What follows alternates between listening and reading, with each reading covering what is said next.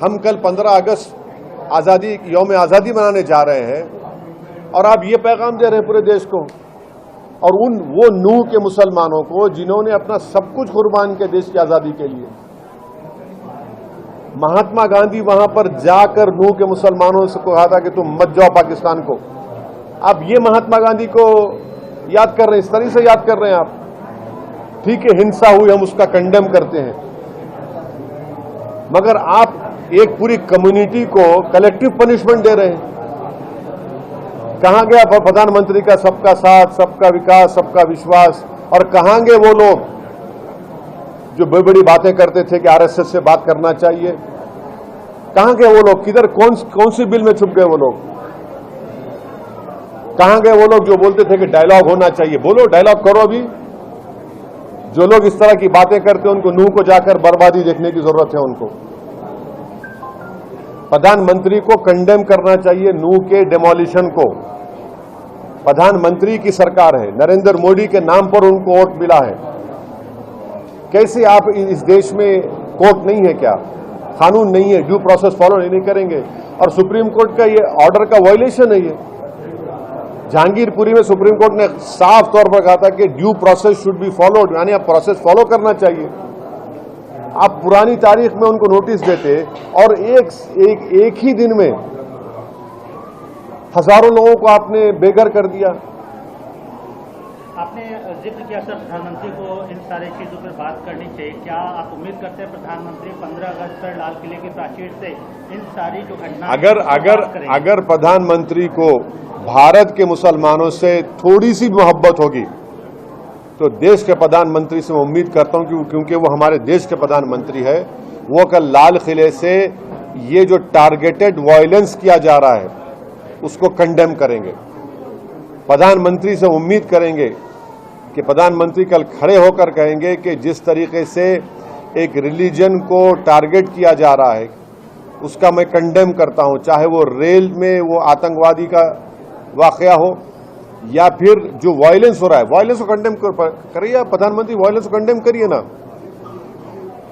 चाहे वो नूह का वायलेंस हो और फिर उसके बाद जो वीडियोस, उससे पहले जो वीडियोस बनाए गए, कंडेम करिए कि कौन है लोग जो सोशल मीडिया को इस्तेमाल करके एक समुदाय के खिलाफ नफरत पैदा कर रहे हैं। और ये बुलडोजर कहां नहीं इस्तेमाल हो रहा है? हरियाणा में हुआ, यूपी में हुआ, मध्य प्रदेश में हुआ, गुजरात में हुआ। अरे भाई, फिर कोर्ट क्यों है? अमित शाह ये 3 कानून क्यों लेके आए? सीआरपीसी, आईपीसी, एविडेंस एक्ट हटाने के लिए आप क्यों ला रहे हो उसमें? आप जब आप खुद ही कानून बन चुके, आप खुद ही कोर्ट बन चुके, फायदा क्या है उसका? वो कानून को, नया कानून जो लेके आ रहे हैं आप। हम उम्मीद करते हैं कि प्रधानमंत्री इसका नोट लेंगे और एक स्ट्रांग मैसेज देंगे प्रधानमंत्री कल अपने भाषण में 15 अगस्त के दिन, क्योंकि चुनाव से पहले उनका ये आखिरी भाषण होगा। देखते हैं कल क्या होगा।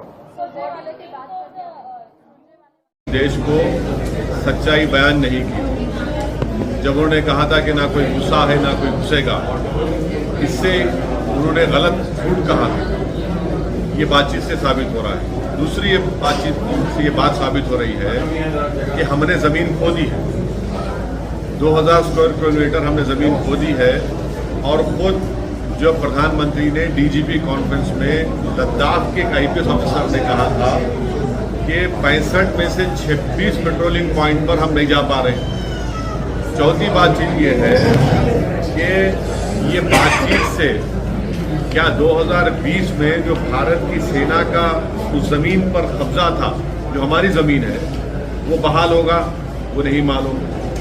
पांचवी बात यह है कि 2017 में यही मोदी सरकार ने डोकलाम में के ताल्लुक से कहा था कि यहाँ से चीन की फौज चले गई।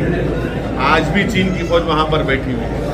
तो मुझे इस बात का खदशा और डर है कि अगर मोदी सरकार चीन से कोई ऐसा एग्रीमेंट ना कर ले जिस तरह उन्होंने डोकलाम में कहा था। डोकलाम में कहा था कि चीन हट गया, चीन नहीं हटा, चीन बैठा हुआ है वहाँ पर। अगर एग्रीमेंट ऐसा होता है तो ये भारत के लिए, भारत की सुरक्षा के लिए बहुत गलत होगा। और सरकार जो है आखिर छुपा क्या रही है? 18 बार प्रधानमंत्री शी जिनपिंग से मिल चुके हैं, आखिर क्या छुपा रहे हैं? बताते क्यों नहीं?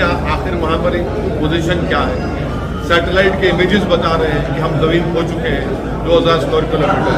तो इसीलिए इस हुकूमत को मेरा अंदेशा यही है कि कहीं हम ये जो अगर कोई एग्रीमेंट करते हैं तो फिर हम ज़मीन खो देंगे।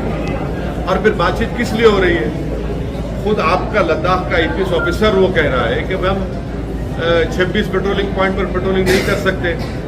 तो क्या इस बातचीत से ये बात निकलेगी? हम सरकार से, मोदी गवर्नमेंट से पूछ रहे हैं कि 2020 में जो स्टेटस को था वो बहाल होगा नहीं होगा, या फिर आप देश को फिर से डोकलाम जिस तरह आपने गलत कहा था वही साबित होगा क्या?